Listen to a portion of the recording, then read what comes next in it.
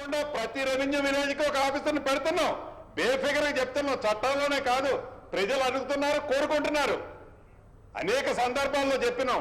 ఏదో నట మాన్యువల్ ఫారీ అట, మళ్ళీ ఏదో ఓపెన్ చేస్తున్నట, మ్యూటేషన్ అట అంటే కట్టుకథలు మళ్ళీ చెప్పి ఆ కట్టుకథల్ని పదే పదే పదే చెప్పి ఇది నిజమని ఒప్పించడానికి గౌరవ సభ్యులు ఏదైతే తాపత్రయపడుతున్నారో అది వారి విజ్ఞతకే వదిలేస్తున్నారు. అధ్యక్ష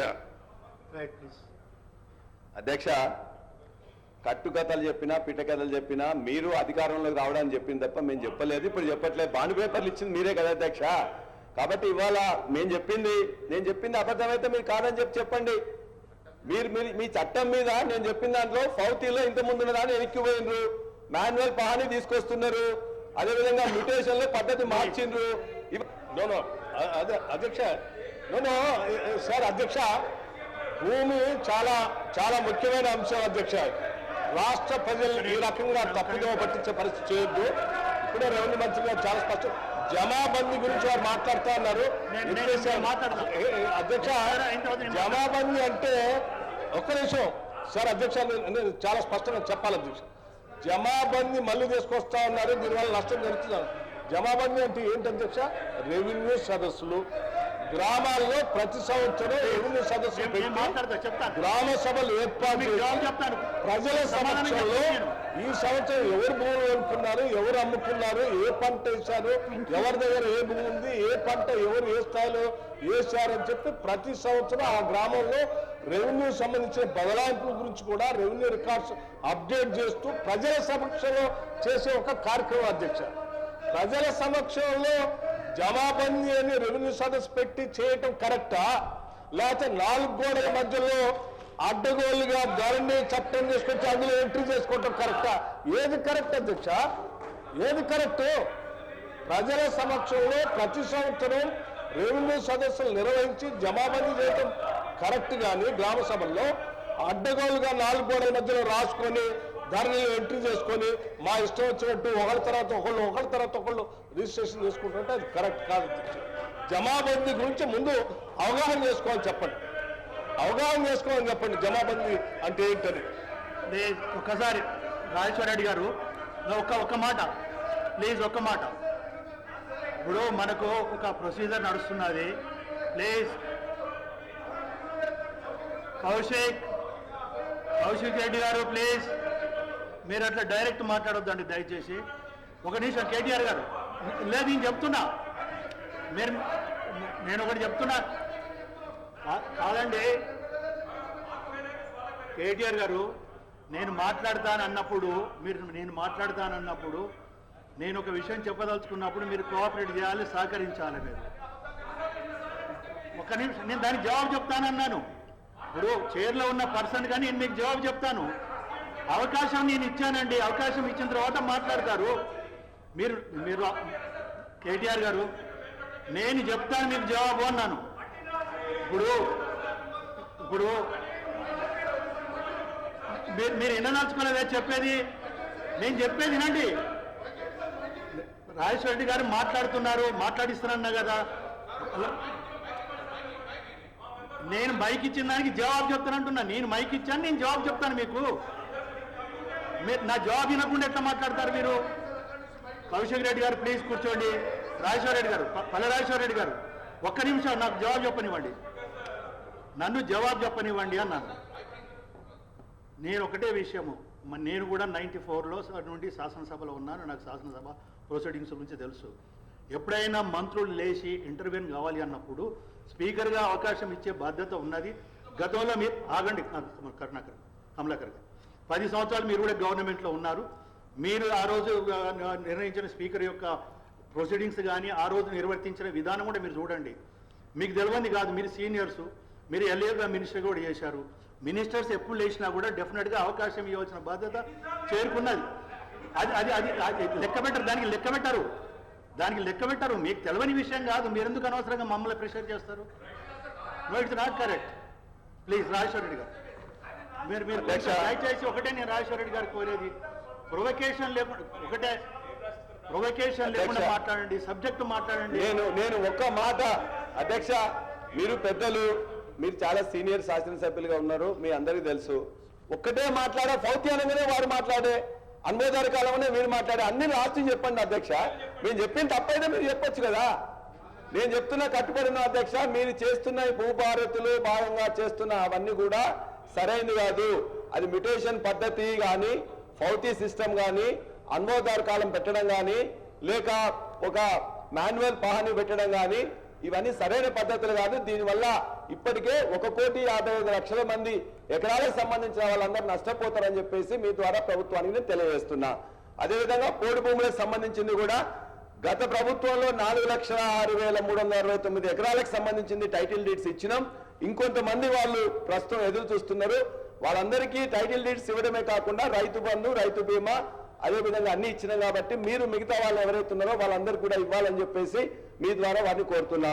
ఇప్పుడు మీరు విలేజ్ అడ్మినిస్ట్రేటివ్ ఆఫీసర్స్ అని తీసుకుంటున్న సందర్భంగా విఆర్ఏల కోసం ఆనాడు దరిదాపుగా 20,550 మంది విఆర్ఏలు ఉంటే జీవో నెంబర్ 81, జీవో నెంబర్ 85 ద్వారా 2023 జూలైలో 16,758 మంది విఆర్ఏలను తీసుకున్నారు. వాళ్ళకి జూనియర్ అసిస్టెంట్ గా కానీ లేకపోతే రికార్డ్ అసిస్టెంట్ గా కానీ ఆఫీస్ సబార్డినేట్ కానీ వాళ్ళ ఎడ్యుకేషన్ బట్టి చేసిండ్రు. నేను కూడా ఆనాడు CCLA ఉన్న నవీన్ మిట్టల్ గారితో పాటు నేను కూడా కమిటీలో ఉన్నాను. వాళ్ళందరిలో మిగిలిపోయిన వాళ్ళు 3,797 మంది 61 సంవత్సరాలు పైబడి ఉన్నారు. మీకు తెలుసు ఊర్లలో మస్కూర్ అని నీరెట్ అని రకరకాలుగా వాళ్ళ కుటుంబాలు 60 అయినా 70 అయినా 80 అయినా 90 అయినా చనిపోయే వరకు కూడా వాళ్ళే చేస్తారు. కుటుంబాలలో వాళ్ళు పంచుకున్నారు. ఇప్పుడు మీకు వస్తుంది కదా ఉద్యోగం అని చెప్పేసి ఊళ్ళో ఉన్న అరెకరమో పావెకరమో ఉన్నట్లయితే ఒకరికి ఇచ్చి నేను చేసుకుంటా అని చెప్పేసి ఉన్నారు. వాళ్ళందరికీ కూడా మనం ఇవ్వాల్సిన క్రమంలో ఎలక్షన్ రావడం వల్ల ఇవ్వలేకపోయినాం. కాబట్టి దయచేసి వారికి ఖచ్చితంగా ఆ 3,797 మంది విఆర్ఏలు ఎవరైతే ఉన్నారో వారికి వారసత్వంగా వాళ్ళకి హక్కుగా తరతరాలుగా ఈ తెలంగాణ ప్రాంతంలో వస్తుంది. కాబట్టి వారికి దయచేసి వాళ్ళని ఇంక్లూడ్ చేసుకొని వాళ్ళ యొక్క వారసత్వం వాళ్ళ యొక్క ఎందుకంటే 61 సంవత్సరాలు వాళ్ళకి ఇవ్వలేం కాబట్టి వాళ్ళకు జీవో ఇచ్చినాము, ఇంప్లిమెంటేషన్ కాలేదు. కాబట్టి ఈ ప్రభుత్వాన్ని వారి తరఫున నేను రిక్వెస్ట్ చేస్తున్నా. వారికి వారి యొక్క పిల్లల్ని తీసుకోవాల్సిందిగా నేను మీ ద్వారా వారిని కోరుతున్నాను. అదేవిధంగా అధ్యక్ష, LRS గురించి ఆనాడు వారు చెప్పారు. బట్టి గారు మాట్లాడుతూ ప్రజల రక్తాన్ని పీలుస్తున్నారు, ఎట్టి పరిస్థితుల్లో కట్టబొట్టు వీలైతే పెద్ద భయాందోళనకు గురి చేస్తున్నారని చెప్పేసి నేను వారి మాటల్లోనే చెప్తున్నాను. ఎందుకంటే నేను రికార్డు ఇప్పుడు నేను వేయడం అనేది మీరు పర్మిషన్ ఇస్తే రికార్డు కూడా ఇస్తాం. సీతక్క గారు కూడా చెప్పిండ్రు LRS పేరుతో దాచుకోవడానికి ఇది ఒక నాటకం, ప్రజల దగ్గర చిల్లి గవ్వ లేకుండా చేయడానికి LRS అనేది ఎవరు కట్టవద్దని చెప్పారు. కోమటిరెడ్డి వెంకటరెడ్డి గారు ఏం చెప్పారు, LRS జోలికి పోతే BRS ని బొంద పెడతారు, మొత్తం 3 లక్షల కోట్లు వస్తున్నది, రంగారెడ్డి జిల్లాలోనే 1,00,000 కోట్లు వస్తున్నది, యాదాద్రిలో 34,000 కోట్లు వస్తున్నది, కాబట్టి మీరు ఎవరు కట్టొద్దని చెప్పారు.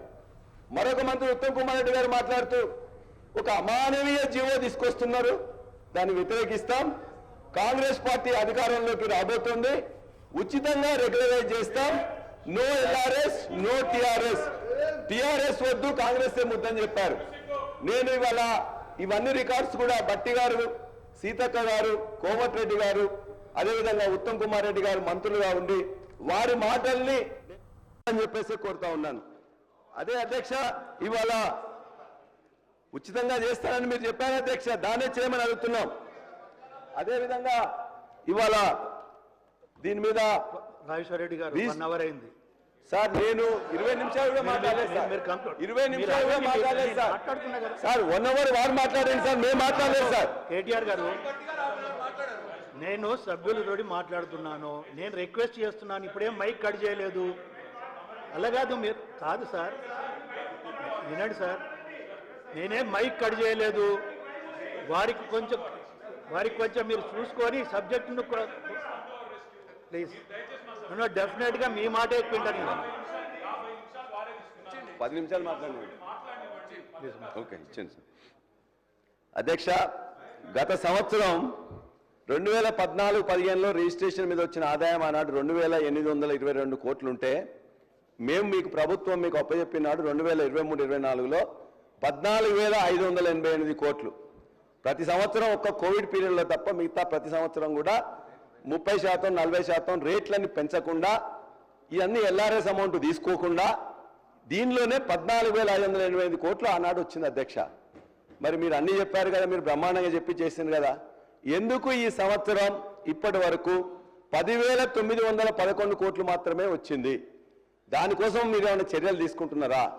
ఈ యొక్క ఖచ్చితంగా ఇది ఒక బ్రహ్మాండమైన ఆదాయంగా ఉన్నదాన్ని ఈ ఆదాయం తగ్గడానికి కారణమైంది, రియల్ ఎస్టేట్ పడిపోవడానికి కారణమైంది, రిజిస్ట్రేషన్స్ తగ్గడానికి కారణమైందని చెప్పేసి అనేక అపోహలు అనుమానాలు మీ యొక్క ఎమ్మెల్యేలే చెప్తున్నారు. కాబట్టి దయచేసి దాన్ని గమనంలో తీసుకొని ఈ యొక్క వాతావరణాన్ని ఒక ఈకో సిస్టాన్ని మంచిగా డెవలప్ చేయాల్సిందిగా మీ ద్వారా ప్రభుత్వాన్ని కోరుతున్నా.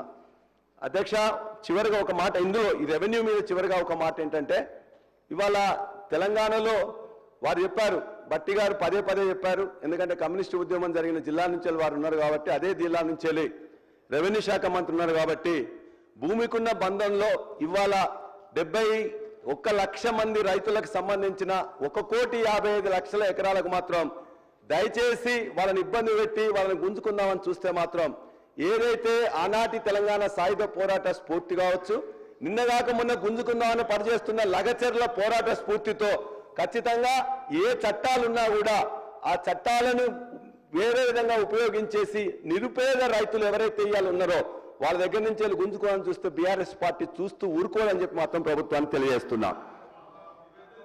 అదేవిధంగా హౌసింగ్ అధ్యక్ష, హౌసింగ్ ఇవాళ హౌసింగ్ మీద మొన్న ఒకటి పెట్టారు, ఇవాళ ఒకటి పెట్టారు అధ్యక్ష. గతంలో మొన్న బడ్జెట్లో కూడా వారు చెప్పినప్పుడు, గత బడ్జెట్లో కూడా మేము 3,500 ఒక కాన్స్టిట్యున్సీకి ఇస్తాం, అదేవిధంగా 4,50,000 మందికి ఇస్తున్నాం, దరిదాపుగా దానికి కావాల్సిన బడ్జెట్ కూడా పెడుతున్నామని గత బడ్జెట్లో పెట్టారు సంవత్సరం కింద.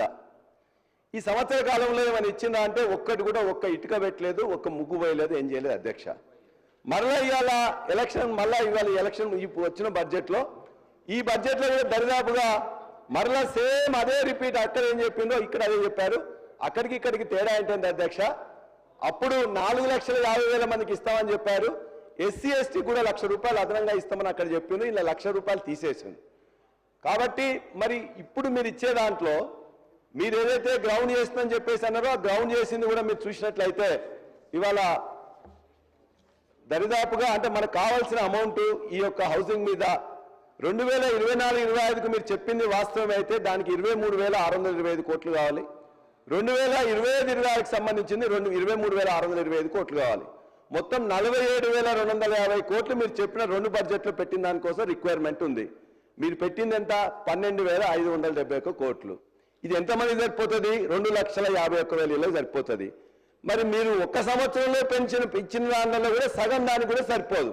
మరి ఎట్లా ఈ ఇళ్లను మీరు కట్టబోతున్నారో దయచేసి నేను తెలియజేయాల్సిందిగా మంత్రి గారిని అడుగుతున్నా. అదేవిధంగా ఎస్సీ ఎస్టీలకు ₹1,00,000 తీసేసిండ్రు. ₹1,00,000 తీసేసిందా, పొరపాటున మిస్ అయిందా? ఒకవేళ పొరపాటున మిస్ అయితే ఇస్తామని చెప్పండి.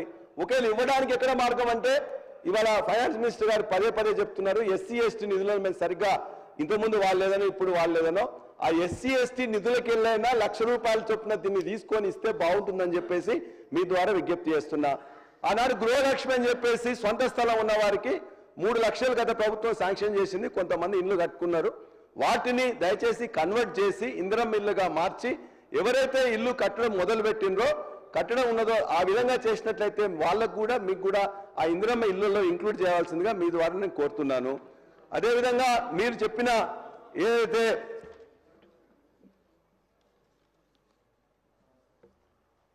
హౌసింగ్లలో కొన్ని ఇంతకుముందు డబుల్ బెడ్రూమ్ ఇళ్ల కోసం అని చెప్పేసి కట్టినట్లయితే ఆ డబుల్ బెడ్రూమ్ ఇళ్లకు మిగతా ఇన్ఫ్రాస్ట్రక్చర్ కాకుండానే పైన మొత్తం 3 రంగులు చేర్చి మారుస్తున్నారు. మార్పు అంటే గది కాదు అధ్యక్ష, దానికి కావాల్సిన ఇన్ఫ్రాస్ట్రక్చర్ ఇచ్చేసి ఎవరైతే ఇంతకుముందు ఇచ్చిన వాళ్ళు ఉన్నారో వాళ్ళకే దయచేసి, లేకపోతే మరలా లబ్ధిదారులను కూడా ఎంపిక చేస్తే అయిన దగ్గర వాళ్ళకి ఇవ్వండి, కాని దగ్గర మళ్ళీ మీరు చేస్తే బాగుంటుందని ఉట్టిగా రంగులేసినంత మాత్రం మార్పు కాదు అధ్యక్ష. దయచేసి మీరు అనుకునే ఇందిరమ్మ ఇల్లు మీరు చెప్పినట్టుగా 9 లక్షల మందికి ఎస్సీ ఎస్టీకి 1 లక్ష అదనంగా ఇచ్చి ఖచ్చితంగా గ్రౌండ్ చేయాలని చెప్పి కోరుతున్నా. మీరు ఇలా గ్రౌండ్ చేసింది ఈ రాష్ట్రంలో వచ్చిన అప్లికేషన్ చూసుకున్నట్లయితే 0.6%. మా జనగామ కాన్స్టిట్యున్సీకి సంబంధించింది నేను మీకు మొత్తం కూడా లెక్కలు కూడా ఇక్కడ పంపిస్తాను. మీరు ఇవాళ ఇచ్చింది ఏంటంటే జనగామలో 33,731 అప్లికేషన్స్ వస్తే అందులో మీరు శాంక్షన్ ఇచ్చింది 737. అందులో మీరు ఇలా గ్రౌండ్ చేసింది ఏదైతే ఒక్కొక్క గ్రామంలో గ్రౌండ్ చేస్తున్నారో గ్రౌండ్ చేసింది 212. అంటే 0.6% అప్లికేషన్స్ మాత్రమే గ్రౌండ్ చేసింది. ఇది వాస్తవం. మరి మీరు చెప్పిన దాంట్లో 6 గ్యారంటీల్లో ఇది అత్యంత ముఖ్యమైనది. మరి దాన్ని మీరు ఈ విధంగా గాలికి వదిలేస్తే మీ యొక్క మాటలు నీటి మూటలుగా మిగిలిపోతాయి తప్ప ఆ ఇళ్లకు పైన కలర్ వేయడానికి కూడా ఏం లేదు అధ్యక్ష. రాజేశ్వర రెడ్డి గారు ప్లీజ్. మంత్రి గారు. గౌరవ సభ్యులు హౌసింగ్ మీద అదే రకంగా రెవెన్యూ వ్యవస్థలే విఆర్ఏ విఆర్ఓల గురించి కూడా వారు ఇంతకుముందు మాట్లాడినప్పుడు సార్ అన్నీ ఒకసారి లాస్ట్లో మళ్ళీ ఆన్సర్ ఇస్తాను. బట్ ఇప్పుడు మధ్యలో కొన్ని విషయాలు చెప్పాలన్నది సభకి తెలంగాణ రాష్ట్ర ప్రజలకు కూడా చెప్పాల్సిన అవసరం మంత్రిగా నా మీద ఉంది అధ్యక్ష. విఆర్ఏ విఆర్ఓ వ్యవస్థల మీద వారి మీద ఆనాటి ప్రభుత్వంకున్న ప్రేమ అభిమానం ఎంత గొప్పదో ఏ విఆర్ఏ విఆర్ఓ వ్యవస్థలో ఉన్న పనిచేసే ఉద్యోగస్తులను అడిగితే చాలా స్పష్టంగా కనిపిస్తుంది అధ్యక్ష. తెల్ల కాగితాన్ని నల్ల కాగితం చేసి ఒక జీవో ఇచ్చేసి మేము ఇచ్చినో మీరు తీసుకోండి అని విధి విధానాలు ఏమి దాంట్లో చేర్చకుండా నడి రోడ్డు మీద అర్ధరాత్రి 23,000 మందిని నడి రోడ్డు మీద వదిలేసిపోతే వాటన్నిటినీ స్ట్రీమ్ లైన్ చేసి ఈ ఇందిరమ్మ ప్రభుత్వంలో వాళ్ళకి ఒక ప్రత్యేకమైన గౌరవం ఇస్తున్నాం అధ్యక్ష. ఇక ఇందిరమ్మ ఇళ్ళు విషయానికి అదే రకంగా వారు 10 సంవత్సరాలు పరిపాలించేటప్పుడు ఏవైతే 2 BHK కట్టాము, ఇది కట్టాము, అది కట్టాము అని ఎన్నికల టైంలో బొమ్మలు చూపించి 2 సార్లు అధికారంలోకి వచ్చింది చూశారు అధ్యక్ష. ఏమి చేశారన్నది అది వారు మర్చిపోతున్నారు. చిత్తశుద్ధితో ఈనాడు తెలంగాణ ప్రజలకి ఇచ్చిన మాట ప్రకారం ప్రతి పేదవాడికి నీది ఏ పార్టీ గతంలో వారిలాగా నువ్వు పింక్ కలర్ షర్ట్ దొరుకుంటేనే ఇల్లు ఇస్తామనట్లా గృహజ్యోతి చెబుతున్నారు అధ్యక్ష. ఆ గృహజ్యోతి చెప్పే కార్యక్రమం ఆ 3 లక్షల రూపాయలు కూడా ఎవరైతే పింక్ కలర్ షర్ట్ వేసుకున్నారో వాళ్ళకి ఇచ్చారు అధ్యక్ష. ఈ సభ ద్వారా గౌరవ సభ్యులకి రాష్ట్రంలో ఉండే పేద ప్రజలకు ఒకటి చెప్పదలుచుకున్నాం అధ్యక్ష. నిజంగా అర్హులైన పేదవాళ్ళు ఆ గృహజ్యోతిలో కట్టుకొని ఉంటే అంటే ఫౌండేషన్ ఉంటే తప్పకుండా బేసిజాలకు పోకుండా ఇందిరమ్మ ఇళ్ళు కార్యక్రమంలో వారిని కూడా తీసుకోవడానికి వారిలాగా మాకు అభ్యంతరం ఏమీ ఉండదు అధ్యక్ష. పేదోడికి ఇవ్వాలన్నది తాపత్రయం తప్ప అర్ధరాత్రి హడావుడి చేసి వాళ్ళ తొత్తులకి వాళ్ళ మనుషులకి వాళ్లే ఇచ్చుకునే పద్ధతి ఈ ఇందిరమ్మ ప్రభుత్వంలో లేదు, భవిష్యత్తులో కూడా అలా ఉండదు. మేము మా చిత్తశుద్ధిని ప్రధాన ప్రతిపక్షం ప్రశ్నించే పరిస్థితి ఏ రోజు కూడా రాదని తమరి ద్వారా సభ్యులకు తెలియజేస్తున్నాం అధ్యక్ష. రాజేశ్వర రెడ్డి గారు ప్లీజ్. అధ్యక్ష నేను ఐఎన్పిఆర్ పోయే ముందు వారు ఒక మాట అన్నారు. దయచేసి ట్రెజరీ బెంచెస్ ప్రతిపక్షాలు కూడా నేను రిక్వెస్ట్ చేస్తున్నాను. ఈ క్రాస్ టాక్ చేయకండి దయచేసి, స్మూత్గా నడుపుకుందాం ప్లీజ్. మీరు అట్లా మాట్లాడొద్దమ్మా ప్లీజ్. పొంగులేటి గారు ఆ రోజున పింక్ పార్టీలో ఉన్నారు కాబట్టి వాళ్ళు ఇవ్వాలని చెప్పేసి కొంటే మేము ఇవ్వలేదు. 2,72,000 ఇచ్చిన దాంట్లో అక్కడున్న ఎమ్మెల్యే గారు కానీ లేకపోతే కలెక్టర్స్ కానీ వాళ్ళు చేసిన ప్రకారమే చట్ట ప్రకారమే చేసినాం, పద్ధతి ప్రకారమే చేసినాం. వారు ఇవ్వమంటే కూడా ఇవ్వలేదు, ఉన్న వాస్తవం చెప్తున్నాం. ఎందుకంటే వారు పింక్ పార్టీలో ఉండే వీరు విలువలకు ఇవ్వాలని చెప్పేసి అంటే కూడా మేము ఇవ్వలే. మీరు కూడా ఇప్పుడు ఏం చేసిండ్రు, ఇందిరమ్మ మీరు ఏం చెప్పినారు రాజకీయాల అతీతంగా చేస్తున్నారు. మరి ఇందిరమ్మ కమిటీలు వేసిండ్రు, ఎవరితో వేసిన అధ్యక్ష? కాంగ్రెస్ కార్యకర్తలతో వేసింది ఇందిరమ్మ కమిటీలు. ఇందిరమ్మ కమిటీలు మీరు కాంగ్రెస్ వారితో వేసి మళ్ళీ మేము ఏదో వేరే మొత్తం కూడా మేము శుద్ధ పూసలం అని చెప్తారు ఏంటి అధ్యక్ష? అధ్యక్ష ఒక్క సెకండ్ అధ్యక్ష. మళ్ళీ గౌరవ సభ్యులు మళ్ళీ సభను తప్పుదోవ పట్టిస్తున్నారు అధ్యక్ష. ఎస్ అధ్యక్ష, ఇందిరమ్మ కమిటీలు వేశాం. ఇందిరమ్మ కమిటీలకి ఆ కమిటీ అధ్యక్షుడిగా గ్రామ సర్పంచ్ని పెడుతున్నాం అధ్యక్ష. గ్రామ సర్పంచ్ని పెడుతున్నాం. ఇందిరా కాంగ్రెస్ పార్టీ సభ్యుడిని పెట్టడంగా గ్రామ సర్పంచ్ని పెడుతుంటే గ్రామ సర్పంచ్ అది ప్రజల చేత ఎన్నుకోబడ్డ గ్రామ సర్పంచ్ని పెడుతున్నాం అధ్యక్ష. మళ్ళీ సభని గౌరవ సభ్యులు పదే గౌరవ సభ్యులు ఈ సభను తప్పుదోవ పట్టించాలని తాపత్రయం తప్ప నిజాన్ని నిజమని ఒప్పుకోలేని పరిస్థితిలో ఉన్నారు అధ్యక్ష.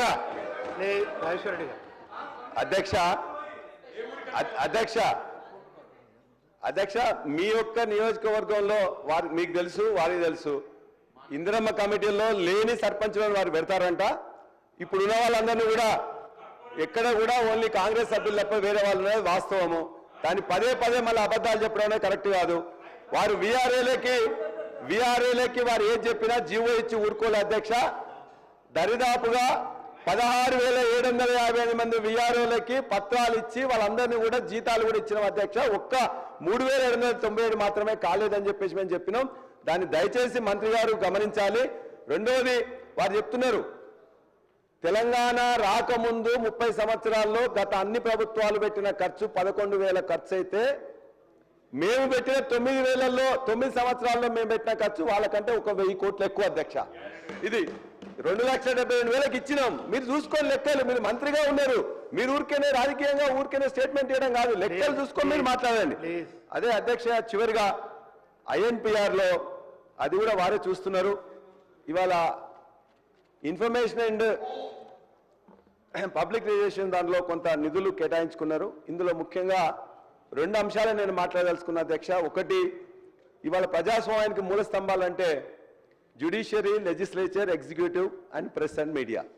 ఆ ప్రెస్ మీడియాలో దాన్ని మనం 4th ఎస్టేట్గా పిలుచుకుంటుంటాం. ఆనాడు వారి కోసం అని చెప్పేసి అనేక చర్యలు కూడా తీసుకున్నాం.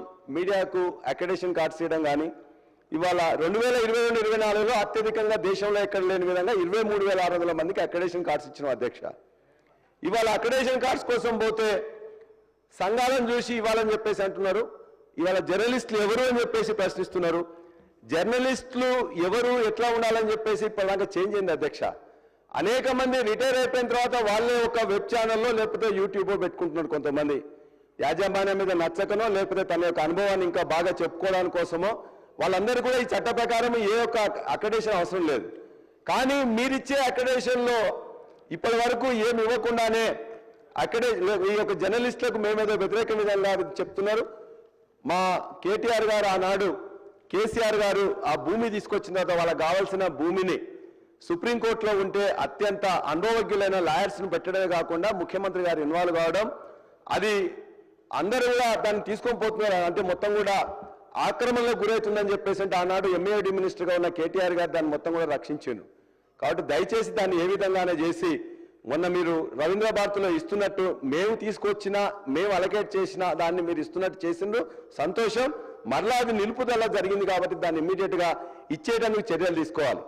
ఇంకొక అంశం అధ్యక్ష, మీరు చేస్తున్న పని 1,00,000 కోట్లు, 1 కోటి రూపాయలు 2 కోట్లు వర్క్ చేసి మీరు ఒకటి పెట్టారు. ఏంటి, రాజీవ్ సివిల్ సర్వీసెస్ అని చెప్పేసి రాజీవ్ గాంధీ సివిల్స్ అభయహస్తం అని చెప్పేసి పెట్టాను. 400 మందికి 1,00,000 రూపాయలు రూపిస్తామని చెప్పి పెట్టాను. అంటే ఎంతైతే అధ్యక్ష 4 కోట్లు అవుతుంది. కానీ మీరు చేసిన ప్రచారం ఎంత అధ్యక్ష? 40 కోట్ల ప్రచారం చేసిండ్రు. 40 కోట్ల ప్రచారం అవుట్డోర్ చూసినా, ఎలక్ట్రానిక్ చూసినా, ప్రింట్ మీడియా చూసినా, ఏ పేపర్లో చూసినా పేపర్ మొత్తంలో కూడా మేము 1,00,000 రూపాయలు ఇస్తున్నాం 1,00,000 రూపాయలు ఇస్తున్నాం అని ఇచ్చింది 4 కోట్లు. 40 కోట్ల ప్రచారం జరిగింది. ఇది సరైంది కాదు అధ్యక్ష. అంతేకాదు ఇంకోటి ఏంది, రాజీవ్ ఆరోగ్యశ్రీలో 20 లక్షల మంది రాజీవ్ అయిపోయింది అధ్యక్ష. గౌరవ సభ్యులు అంటే ప్లీజ్ తెలంగాణ రాష్ట్ర ప్రజలకే కాదు యావత్ దేశ ప్రజలు గమనించాల్సింది INPR సబ్జెక్ట్ లో ఒకటి ఉంది అధ్యక్ష. ఏదైతే గౌరవ మా డిప్యూటీ చీఫ్ మినిస్టర్ గారు కానీ గౌరవ ముఖ్యమంత్రి గారు కానీ ఏదైతే 1 కోటి రూపాయలు ఖర్చు పెట్టి 40 లక్షలు యాడ్ ఇచ్చుకున్నారు, ఇది అది అని చెప్తున్నారు అధ్యక్ష. 40 కోట్లు ఇచ్చుకున్నారు యాడ్ అని చెప్తున్నారు అధ్యక్ష. తమరు పర్మిషన్ ఇస్తే ఆనాడు వారు 10 సంవత్సరాలు పరిపాలించినప్పుడు INPR లో ఏ రకంగా దాన్ని వారి సొంత ఆస్తిలాగా దాన్ని వాడుకున్నారో ప్రతి సంవత్సరం INPR సంబంధించిన సంస్థ నుంచి వారి జేబులో డబ్బులాగా ఈ రాష్ట్రంలోనే కాకుండా దేశంలో అనేక రాష్ట్రాలలో వారు ఒక జాతీయ పార్టీలాగా ఆనాడు వారు ఒక జాతీయ పార్టీలాగా వారి సొత్తులాగా ఎన్ని వేల కోట్ల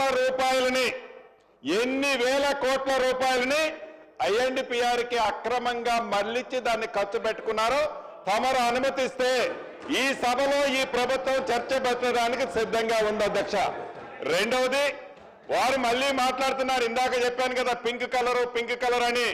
తప్పకుండా ఆ చర్చలో ఆ పింక్ కలర్కి సంబంధించిన సంస్థలు ఉన్నాయి మీడియాల అధ్యక్ష, ఆ మీడియాలకి ఆ సంస్థలకి మిగతా ఏవైతే మీడియా ఛానల్స్ గతం నుంచి అది ప్రింట్ కానీ ఎలక్ట్రానిక్ మీడియా కానీ ఇతరత్ర దానికి ఇచ్చిన డబ్బెంత, దానికి ప్రతి యాడ్కి పెట్టిన ఎంత అమౌంట్ పెట్టారు, వారి అధికారంలోకి వచ్చిన తర్వాత వారి సంస్థలకి వారి వ్యవస్థలకి ఎంత పెట్టారో తమరు అనుమతిస్తే తప్పకుండా ఈ ప్రభుత్వం చర్చకు సిద్ధంగా ఉందని తమరి ద్వారా వారికి తెలియజేస్తున్న దేశ రాష్ట్ర ప్రజలు కూడా గమనించాల్సిన అవసరం ఉంది. ఆ డబ్బుని ఎలా మాట్లాడారు ఇందాక చెప్పిన కదా అధ్యక్ష, డబుల్ బెడ్రూమ్ ఇల్లు ఎక్కడ బై ఎలక్షన్లు వచ్చినా గౌరవ మాజీ ముఖ్యమంత్రి వర్యులు వారి నియోజకవర్గంలో కట్టిన రెండిళ్లే ఎప్పుడు ఫోటోలు కనపడాయి అధ్యక్ష ఫ్రంట్ పేజీలో. అదే పద్ధతి అధ్యక్ష బరాబర్ ఈ రోజు చెప్తున్నాం, మళ్ళీ చెప్తున్నాం, తప్పకుండా కడతాం అధ్యక్ష. ఇది ఇందిరమ్మ ప్రభుత్వంలో ఏ ఒక్క వ్యక్తికి సంబంధించిన విషయం కాదు అని తమరి ద్వారా గౌరవ సభ్యులకు తెలియజేస్తున్న అధ్యక్ష. దయచేసి ఒక నిమిషం శ్రీనివాస్ గారు.